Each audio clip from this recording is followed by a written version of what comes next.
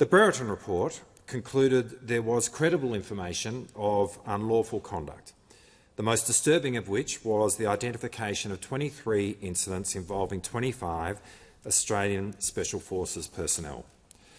These incidents related to the alleged unlawful killing of 39 people by or involving Australian Defence Force members, as well as the alleged mistreatment of 2 individuals. The report also concluded there was credible information of a subculture of elitism and deviation from acceptable standards which was normalised over time and into which more junior personnel were inculcated. 2 of the outstanding recommendations of the Brereton report related to command accountability of commanders during the relevant period.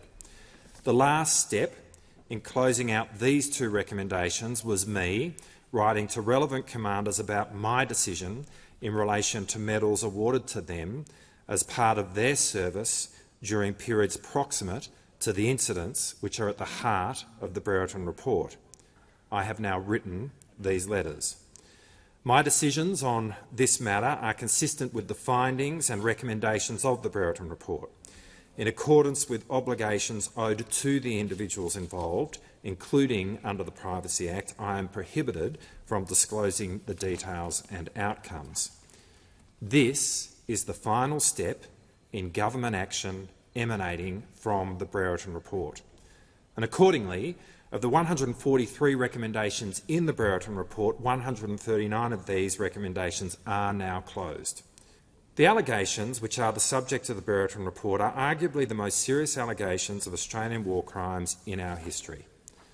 As the then CDF, General Angus Campbell, said, and I quote, "Such alleged behaviour profoundly disrespected the trust placed in us by the Afghan people who had asked us to their country to help them.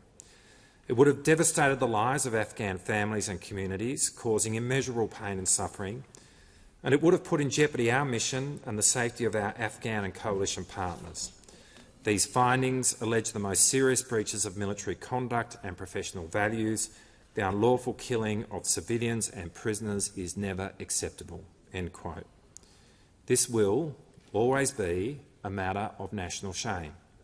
At the same time, the Brereton report, its recommendations and the actions of successive governments in implementing these recommendations are a demonstration to the Australian people and to the world that Australia is a country which holds itself accountable